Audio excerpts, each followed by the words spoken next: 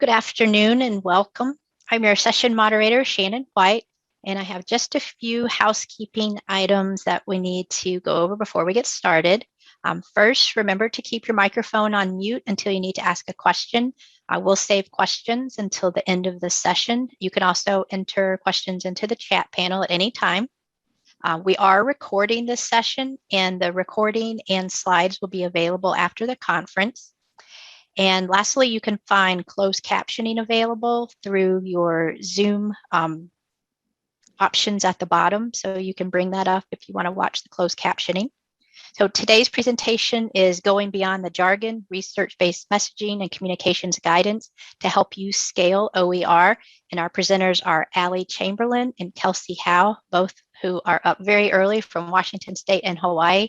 So thank you for joining us this afternoon. Great, welcome. Thanks Shannon, and welcome everyone. We're so happy to be here. As Shannon mentioned, my name is Kelsey Howe, and I am an account supervisor from GMMB, and Allie McKay Chamberlain, my colleague, is with me as well from GMMB, and she is a vice president. And we are so excited to talk to you today about OER communications and how we can talk about OER in the way that is the most clear and the most effective as possible to achieve our goals of spreading awareness and adoption so that everyone can realize the benefits of OER. Just a little bit about GMMB before we start. So we are a strategic communications firm and we work across a number of different areas, but we do have a dedicated education practice. We work with clients across K through 12 and higher ed. And for about 5 years now, we've been fortunate to work with the OER community on behalf of the Hewlett Foundation, and we work with folks from across the country. Some of you in Michigan, we've had the pleasure of working with, and we're really focused on growing OER awareness and adoption in the US. And so we have done everything from messaging research, and we'll be talking through some of that guidance today. We also carry that messaging through different tactics, so earned media, digital communications, and paid media, other activities as well. So again, today we're really going to focus on communications guidance and messaging and talk about some insights from research. And I'd love to get to know you a little bit before we start. So if you can just take a minute and put your, obviously your name's going to appear in the chat, but just your organization, where you're based and why you're interested in learning about OER communications today. So while you're writing in the chat, I'll just go through our agenda quickly. We're going to start with a short quiz. Nothing graded, nothing stressful, just something to get us starting to think about our audience's mindset and why focusing on OER communications and messaging is so important. Then we'll talk about how we can keep our audience's perspective front and center. We design communications. We'll walk through some specific messaging guidance and recommendations, and then we'll open up the floor for discussion and questions at the end. But if you do have a question or a comment before we get to the end, feel free to use the chat, and then we'll also be using the chat to type in answers for the quiz that we're going to go through. All right, so with that, we will get started and we'll just spend a minute thinking about OER communications in a quiz. So my first question, again, please put your answers in the chat, best guess. It's okay if you're off. Just thinking about what percentage of K through 12 educators were aware of OER. So the answer that I'm about to give you is based off of research from Bayview Analytics that was conducted in 2019. So thinking about, not 2021, but then, what's your best guess of just what was general awareness? People who know about OER, have heard about it, could give you a definition. 20%, 35%, those are good guesses. We got some highs at 50, 15. Let me go ahead and give you the answer. Those are really good guesses. So the answer is 31%, just general awareness. So thinking about out of that 31%, the number who are actually using OER in K through 12 classrooms, what would you imagine that percentage to be? 5%, 8%, 30%. Yeah, I can tell most folks are already kind of thinking on that lower side. Yeah, a lot are really close. So 14%. So out of The group that is aware of OER, we see about half actually using OER in the classroom. So thinking about higher ed, same question. What percentage of higher ed faculty do you think were aware of OER in 2020? Whoop, I gave you the answer too fast. Maybe you didn't see it. Good, we've got some high guesses. 30%, 60%, 50%. Definitely thinking higher ed has higher awareness than K through 12. And you're right. So 42% were aware of OER in 2020. So a little bit higher than K through 12. So same question again. So out of that 42%, how many do you think were actually requiring OER in their classrooms, using it as part of their course material? 30%, 20%. Yep. So again, you're thinking it's probably lower.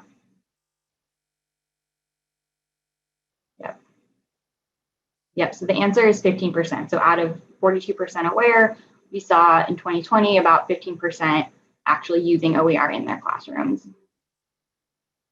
So thinking broadly is our last set of questions here. Not just thinking about OER, thinking about education, but thinking more broadly, how many messages do you think the average person is bombarded with each day? So thinking social media, news media, family, friends, colleagues, just all of the conversations and ways that we consume information. How many messages do we get every day? So many, 1,000 plus, 300, too many to count. Yep.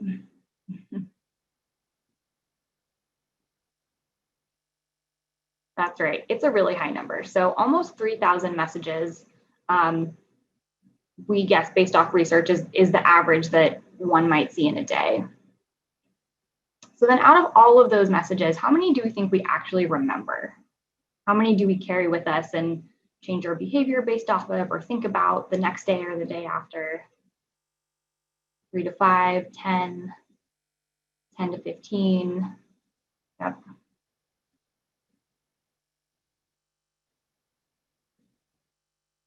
Yeah, you guys are definitely on the right track. 4. So out of all of those messages that we get every single day, 4 are probably likely to stick. So that's the end of our quiz. But what did we really, what is the point of this quiz? What were we trying to get at? I think most of you are already tracking here, but essentially OER awareness is generally low. Those who are actually using it in the classroom is also even lower. And we get so many messages a day. So the way that we increase OER awareness and adoption is by making sure that we have really strong, clear messaging that will break through the noise and will help educators understand what OER and how they work. So, how can we make OER? Right now I'm showing it as kind of a big blue font. It's really bold, but it's in competition with all the other things that educators are thinking about every day, other issues in the world. Obviously, COVID-19 is top of mind for everyone right now. We're always kind of in this space competing, and we need to make sure that we're breaking through and we're really getting to educators to explain the importance and the benefits of OER. So before we dive into guidance and messaging, I want to make sure that we're really grounded in our audience, because the first thing that we do when we want to think about really strategic communications is ground in the person that, or the group of people that we're trying to reach. So thinking about, who do I want my messaging to go to and be consumed by? So is it, maybe I'm talking directly to a student, department chair, policy leader, principal, or district administrator. Obviously, you're probably either in the K through 12 or the higher ed space, but really identifying who is that person or that group, and what do they already know about OER? Where's my starting place for my messaging? We learned from the quiz that likely, many in your audience are going to have fairly low awareness of OER. Either they've never heard about OER, or they have heard about OER, but they don't really understand the nuances of open licensing, or they think that they know about OER, but it turns out they don't. They really don't know the difference between an open license and free. So we know a lot of folks are going to fall into this category. Some are going to be using OER, and they're already going to be trying out the materials. Maybe they have questions, they need some clarity, or they need to understand. Maybe they're using one of OER with one of the 5 R's, but not all of the 5 Rs, and they don't know all the different benefits that they could be realizing. So more are going to fall into this kind of engagement category.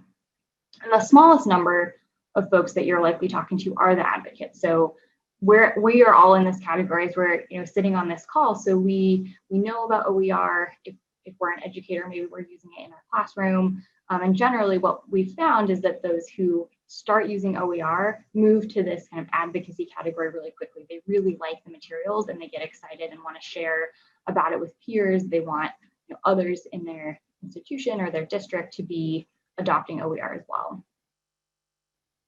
So one of the ways that we can really help understand our audiences is by creating what we call an audience persona. So thinking about, within this audience I'm trying to reach, I want to get into their mindset, really understand what they need to hear, where they're at with OER. And a great way to do that is just put a humanizing face on your audience. So here is an example with Catherine, and Catherine is representing higher ed faculty at small universities. So we're not really talking to one person named Catherine. We're using her as kind of this larger category of folks we're trying to reach, but we're really, thinking about her and what her mindset might be. So we're guessing that she wants to find resources to increase student engagement.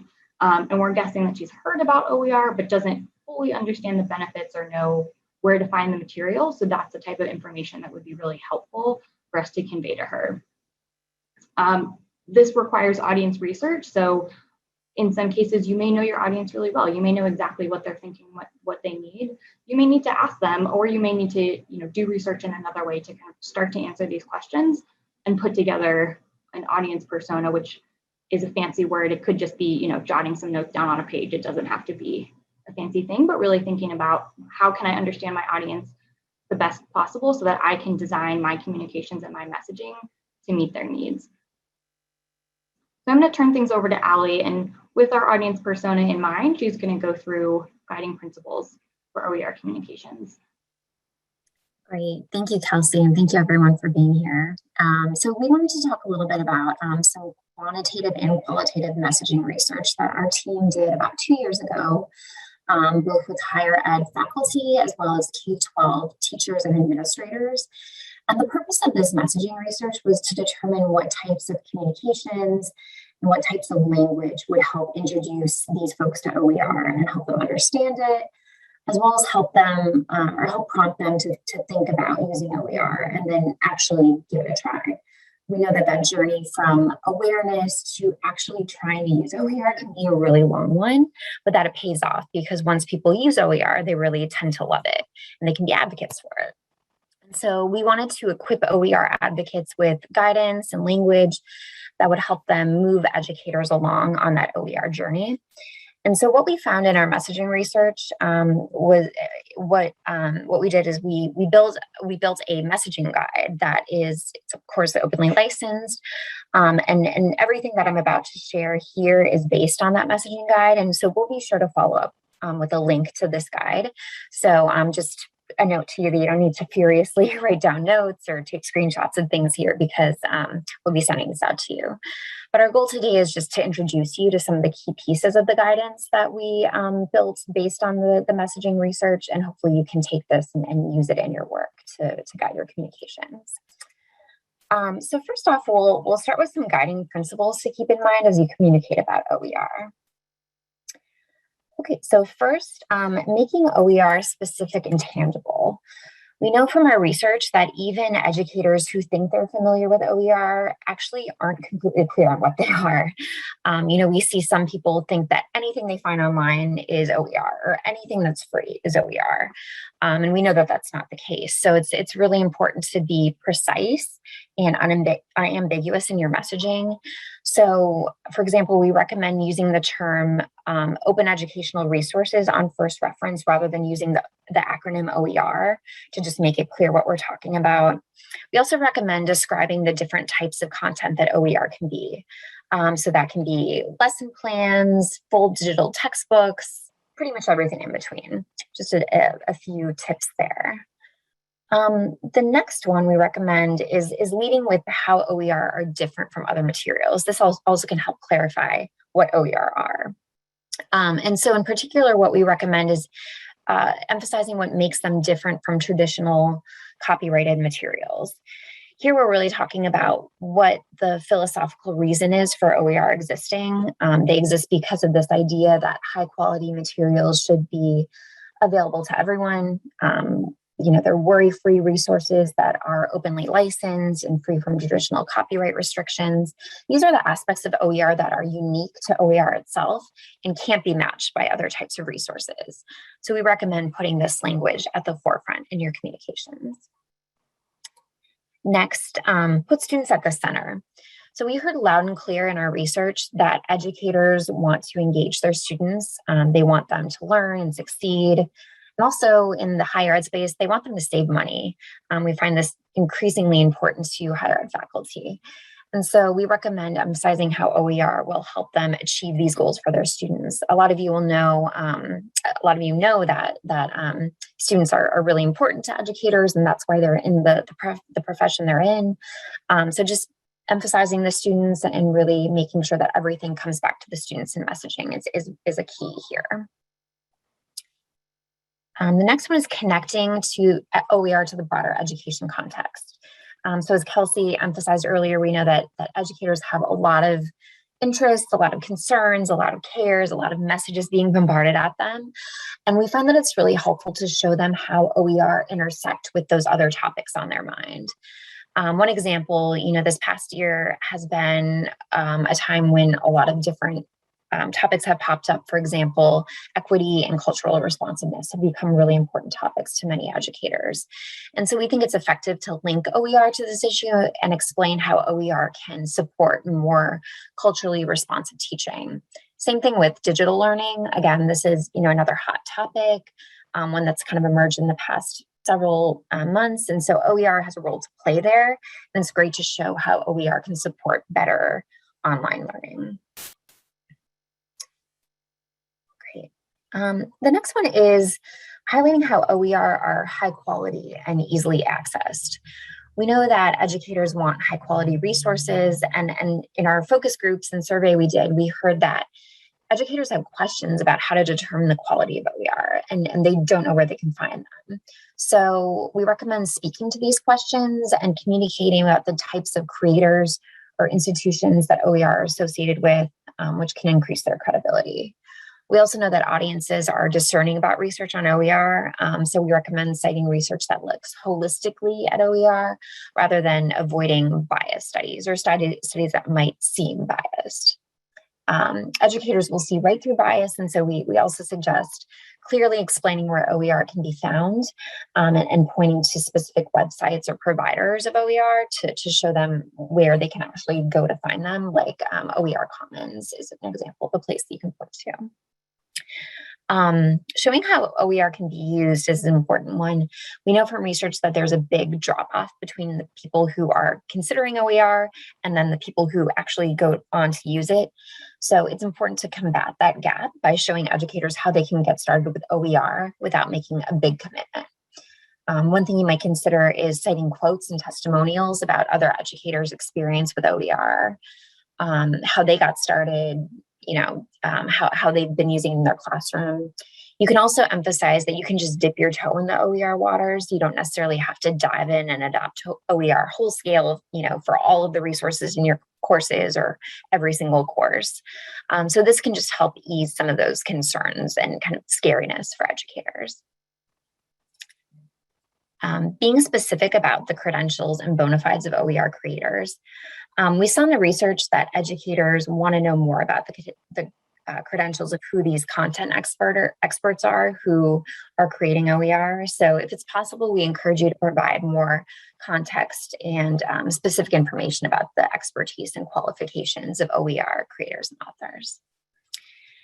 And then our final guiding principle is to avoid pitfalls. So this is kind of broad, but as you may know, audiences get turned off by the promise of a silver bullet or kind of a panacea solution. And they also get turned off by negative messaging that could slam or disparage other types of materials.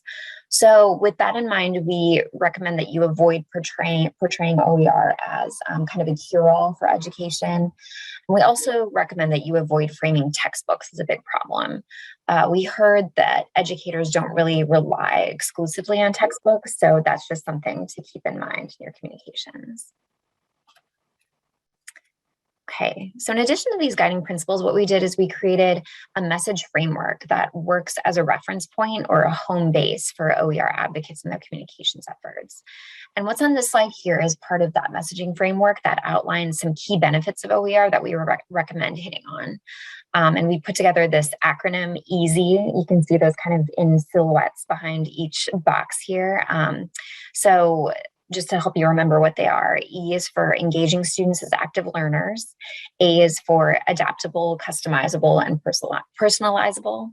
S is for saving educators money. And just to clarify, this is for K-12. So in the K-12 realm, S is for saving educators money, because we know that teachers sometimes spend money on resources themselves. And then Y is kind of the big why behind OER, this idea that high quality materials should be available to everyone. Then on the next slide, we have the higher ed version. So this is very similar. We even have the same acronym for you to remember. Just a few slight differences here that I'll point out. The E in higher ed, we found that this messaging of kind of the language of energizing classrooms is a better hook in higher ed. So energizing classrooms by allowing educators to infuse new ideas into their curriculum. And then the S in higher ed, of course, is for saving students money rather than educators. The A and the Y here remain the same. And then we can go on to the next slide. This is an elevator speech. And you might know what elevator speeches are. Basically, they're a short, roughly 30-second spiel that you can give to anyone to kind of introduce them to OER. And our goal here is to really hit on the key differentiators and benefits of OER. So I'll just read this to you so you can get a sense of how it sounds.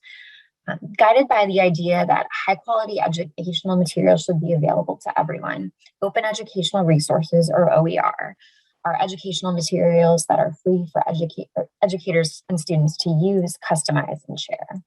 OER's open licensing makes it easy to personalize everything from a single lesson to an entire textbook and engage students with content that's fresh and relevant.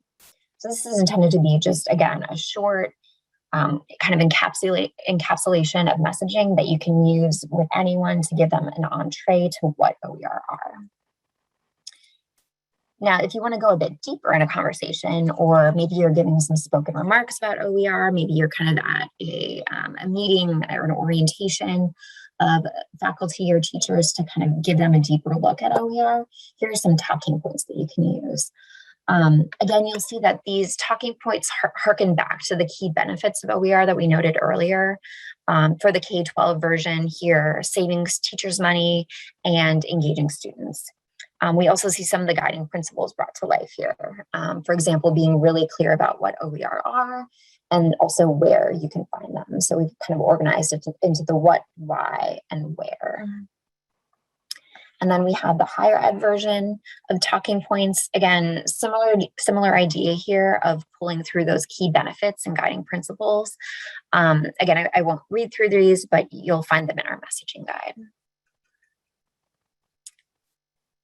And we've also identified some considerations for particular words and phrases that you can prioritize, or ones that you can try to steer clear of based on what we heard in our messaging research. On this slide, you'll see a few of those words and phrases. For example, we recommend avoiding the phrase freely available and instead just using free and available to everyone, because we saw that educators see freely available as sort of a throwaway phrase. It doesn't say enough, it's sort of vague. On the other hand, free and available to everyone are phrases that really highlight one of the key differentiators of OER. So it can be helpful to use these in your messaging. I won't go through all of these, and we actually have more of them in our messaging guide, but we recommend just kind of keeping these in mind. They aren't a hard and fast rule, but just things to consider. And then I'll toss it back to Kelsey to wrap this up here. Thanks, Allie. So I'm going to just bring us back to Catherine, our persona here. and think about how might we update the persona that you saw earlier based off the messaging guidance that Ali just shared. So adding in a few more details about Catherine to really make sure that we're designing messaging that will be most impactful for her.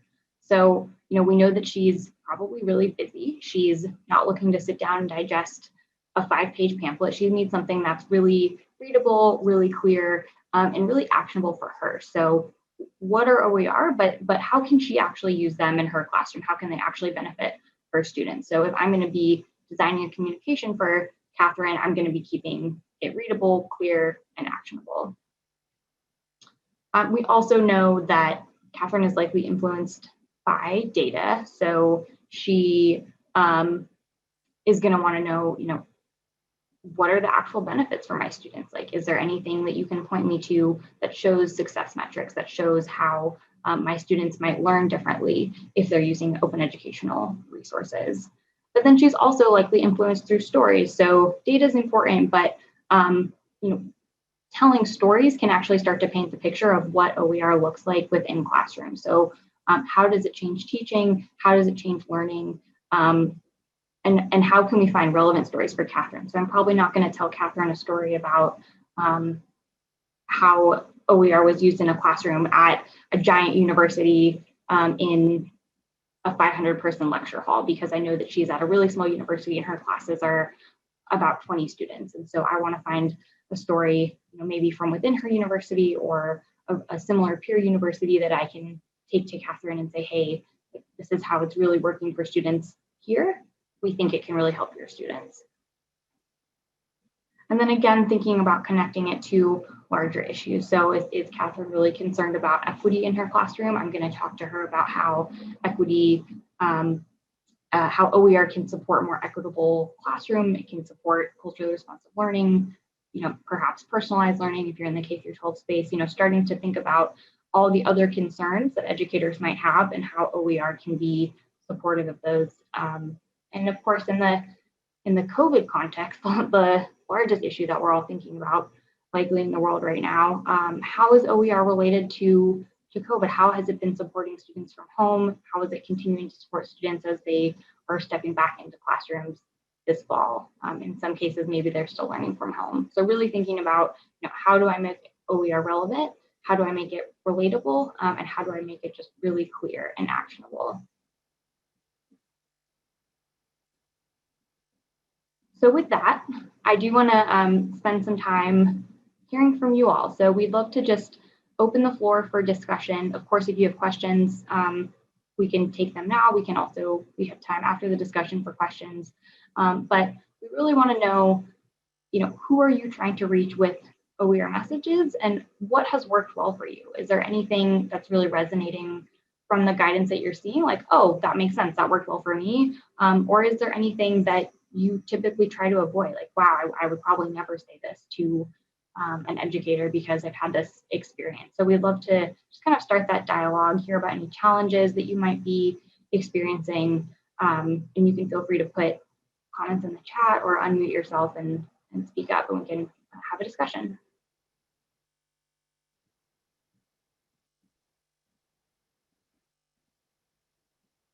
All right, I've got some questions coming in through the chat.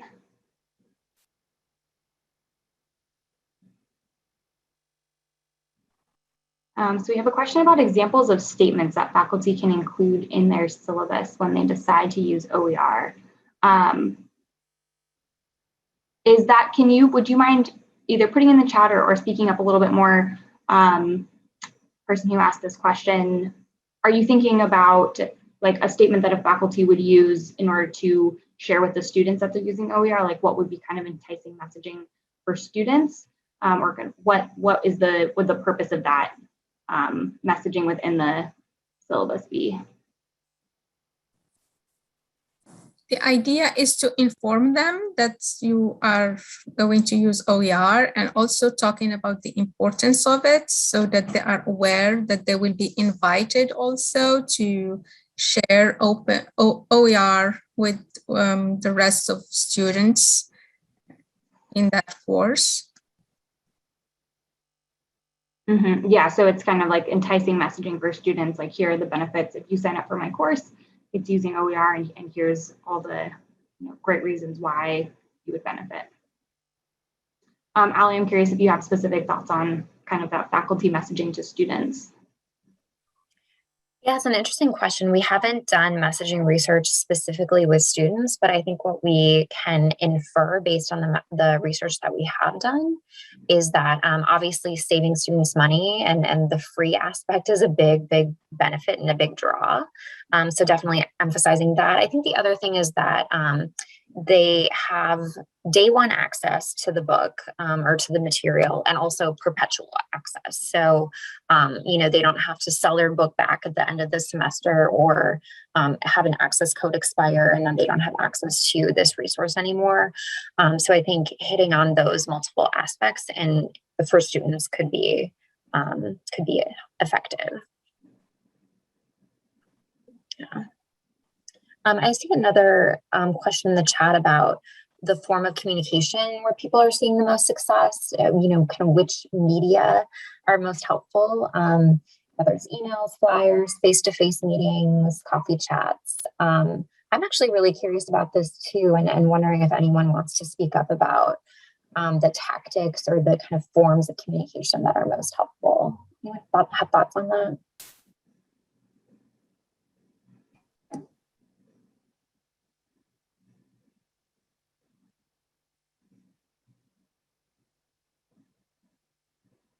I would say this is a really great example of the type of information you would be looking to know about your audience as you're doing research to put together a persona like we saw with Catherine. That's a really key question, is how is Catherine, or, fill in the blank, whoever persona you're trying to create, how is this person consuming information? And I think generally it's not, the best way to communicate isn't just one way. The more that you can have communication avenues across all forms that they might be using. So, probably email, if I had to guess, is going to be a good option.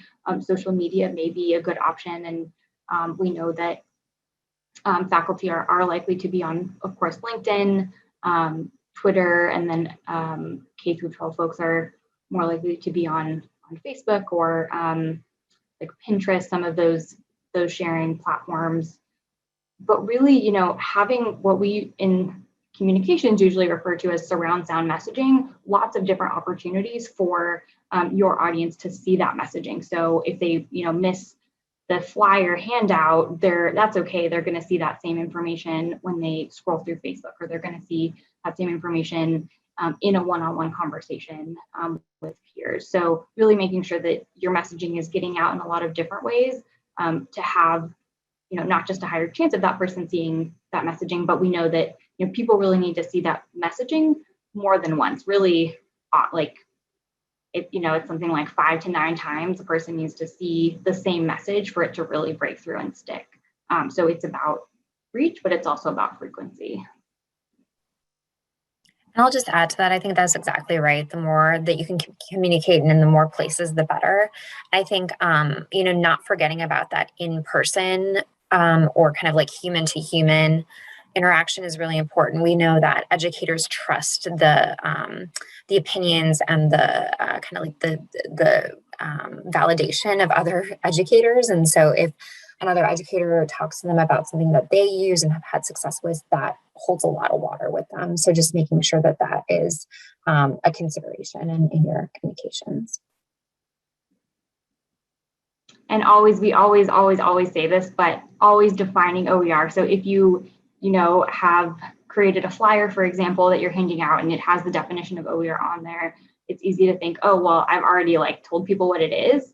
But we know that it's not enough to break through. So really in almost every single communications, maybe not social media, because you have to be short and sweet and it may not be appropriate to define OER every Facebook post, for example, but really in most other communications, including the definition, it may be repetitive to you. You know what it is, you know what that definition is, but it's probably not new for your audiences, and they really do need to keep hearing just the very basics, like what is OER.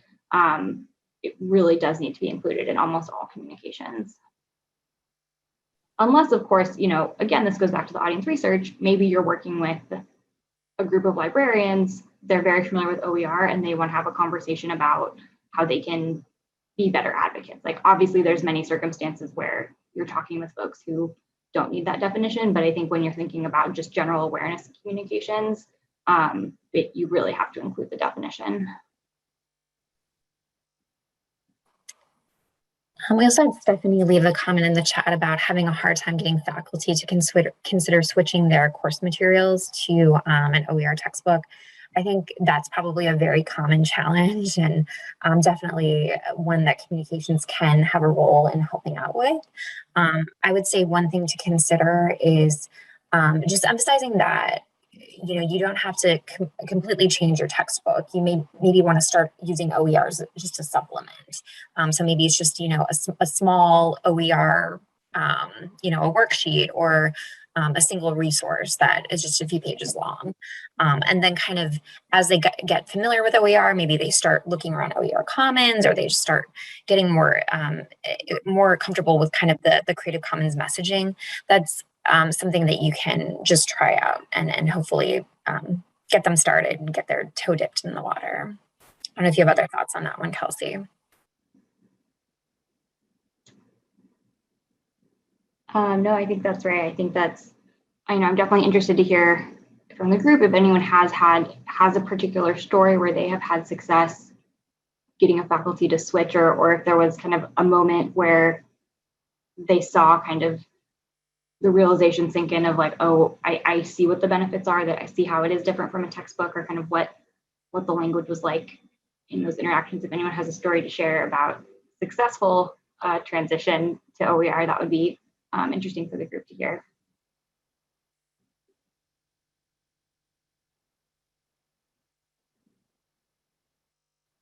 Yep, and we have a comment coming in about liking the idea of talking to faculty about supplemental materials. So, again, not always saying, well, you have to fully transition your course to OER, but, maybe you have a few books that are proprietary and you have one or two OER. So a student isn't purchasing all their books, or so you can, incorporate the materials in this way and remix. Just thinking about how can you kind of ease in versus talk, it is quite scary to say like, all right, well, all of a sudden you were going to 100% transition your materials and change the way, maybe you've been doing things for 20 years. Can be a hard sell. And then also the same comment touches on quality, and that's certainly something that we have seen come up since the beginning of our work in OER is this concern, well, if it's free, how can it possibly be high quality? And really a lot of questions around the rigor of materials. And I think this really goes back to the points Ali was saying about talking about where the materials come from, what kind of a vetting process they might go through, who the authors are, and certainly in the higher ed context, why that faculty member is choosing them and trust those materials does need to be part of the conversation. In the K through 12 context, may be less likely to have concerns about quality, but certainly, may need to be including the same type of vetting information in that messaging, because again, it is kind of a logical connection I think many people make of like free equals low quality. So we have to kind of do that work in our messaging to make sure that they're not making that assumption.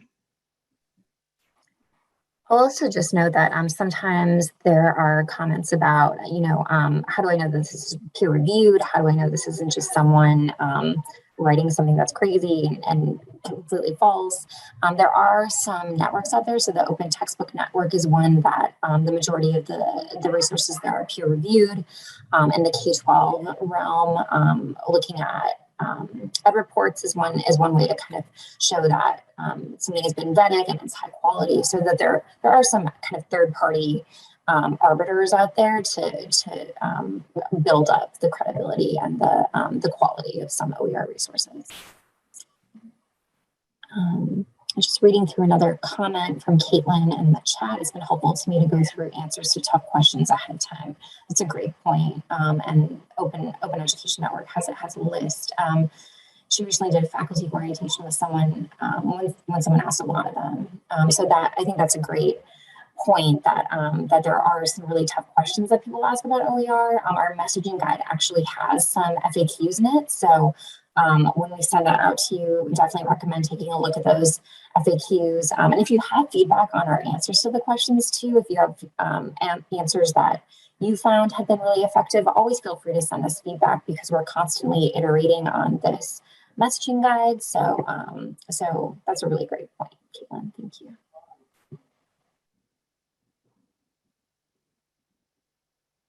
And we also just wanted to see if there are any other questions or comments. You all have been great about asking questions in the chat, but just open to any kind of final thoughts from the group.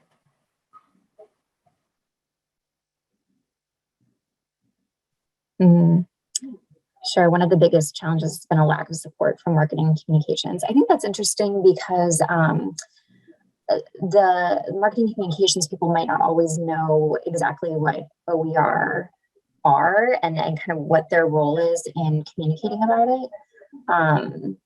So I think, you know, it's kind of starting with educating them, giving them some messaging guidance. So, you know, the guidance that we share with you, you are welcome to share with anyone else, including your marketing communications folks, in case that's helpful to them.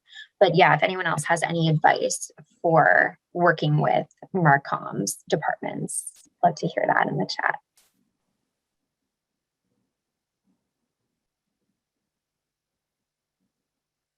I will just reiterate what Ali said is, you know, OER is nuanced, and it is, you know, the reason why it's so important to communicate clearly and concisely about it is because it can kind of spin off in lots of different directions and become quite complicated.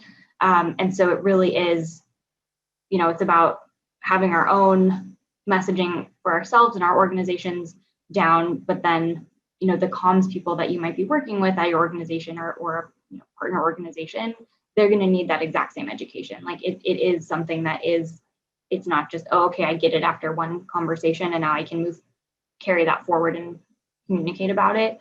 So in some cases, it may be important to just establish an ongoing partnership with a comms team, you know, not just asking them for one-off requests. And of course, it's different. Every institution has a different setup.